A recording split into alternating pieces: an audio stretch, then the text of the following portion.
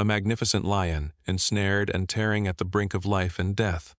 A lone man, his heart pounding in the suffocating silence of the African savanna. And surrounding him, the lurking shadows of a lioness pride slowly closing in. He knew one wrong move would be the end. Retreat was the safe option, instinct screaming at him to flee. But he chose to stay. He cut the cruel rope, freeing the king of the jungle. And in that miraculous moment, something unimaginable happened. An event that defied every law of nature. No one could have predicted it.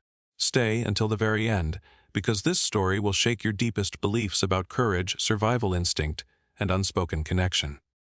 Dawn had just broken, painting the horizon with vibrant streaks of orange as Rohan began his solitary patrol across the vast Mara plains. The early morning air was still cool, carrying the scent of damp earth and wild grass, while the tall blades swayed gently in the breeze.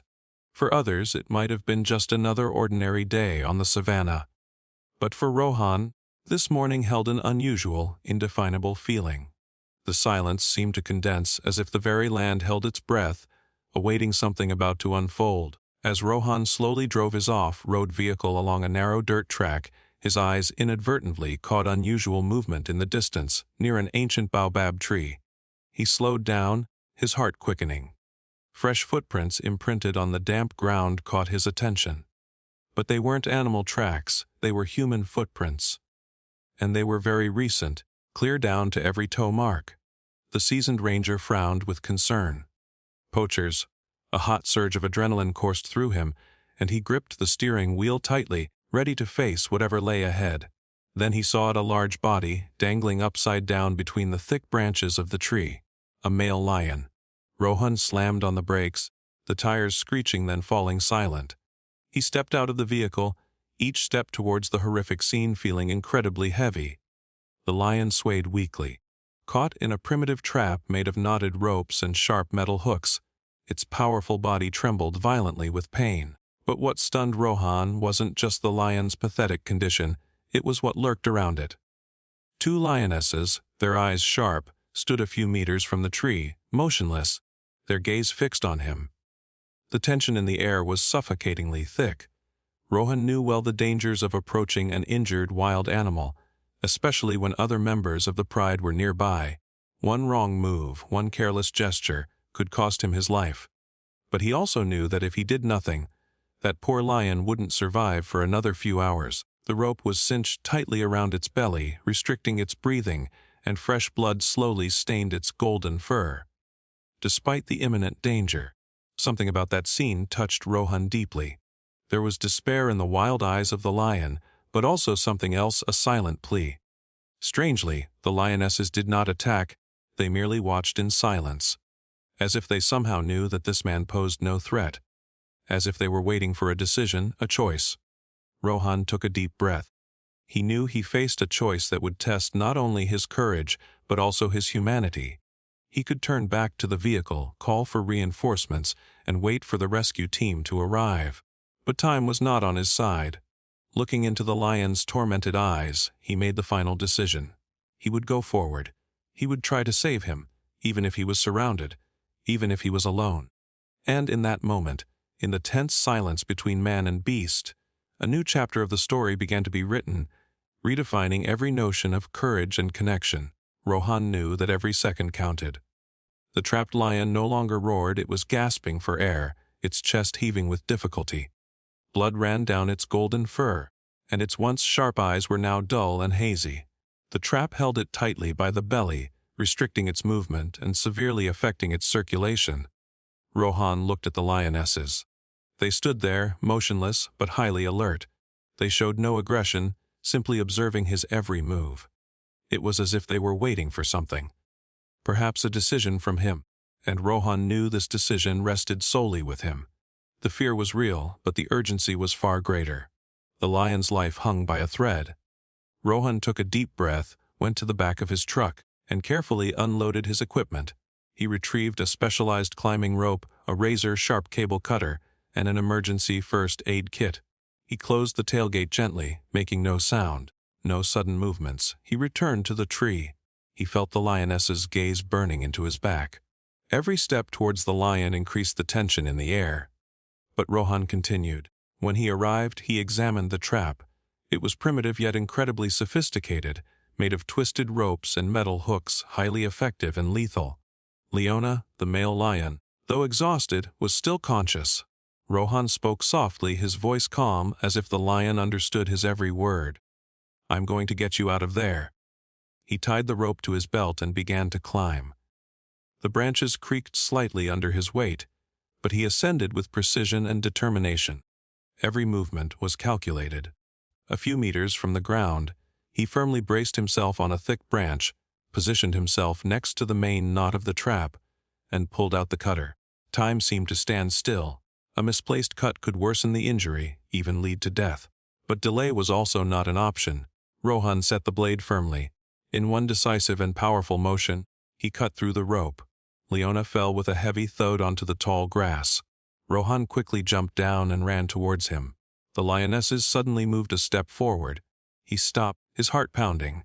But they also stopped. No roars, no threats, just an imposing presence. Rohan knelt beside Leona, checking his vital signs. His heart was beating frighteningly faintly. His breathing was irregular, labored.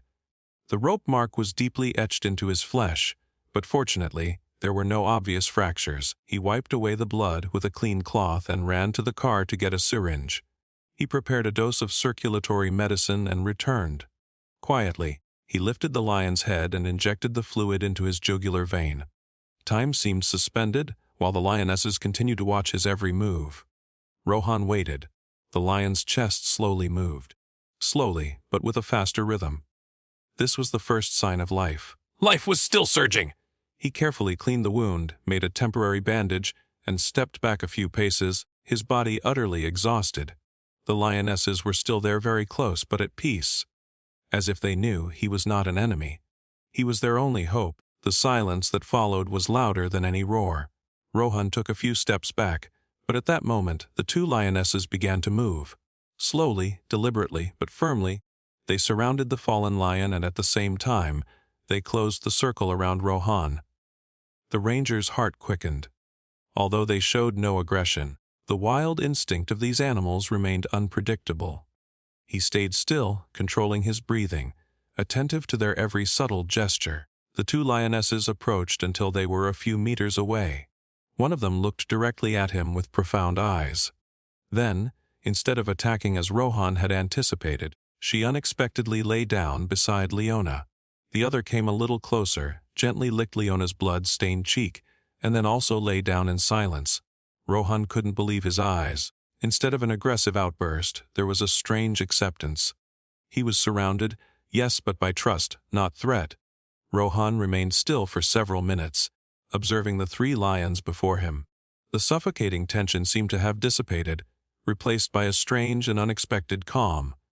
Leona, lying on the grass, was still breathing with difficulty, but he began to show clear signs of recovery. The two lionesses remained by his side, silent, posing no threat.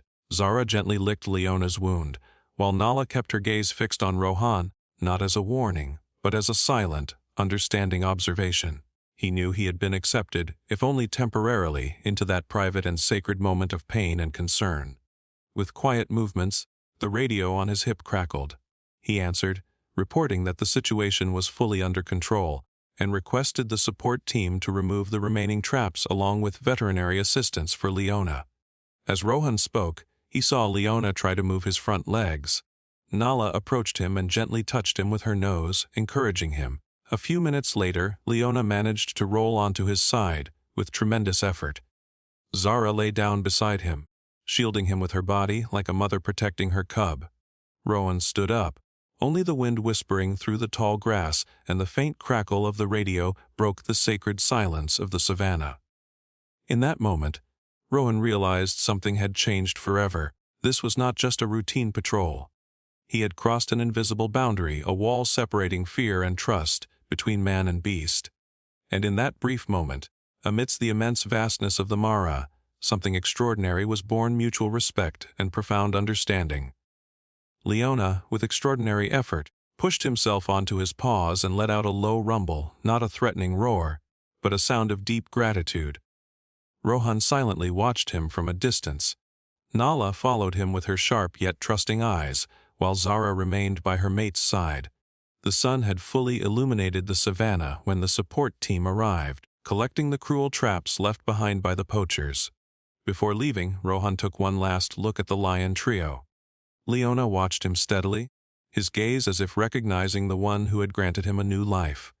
From that day on, every time he patrolled, Rohan would stop at that exact spot where the man and the king of the jungle had connected eternally, where love and courage had transcended all instincts.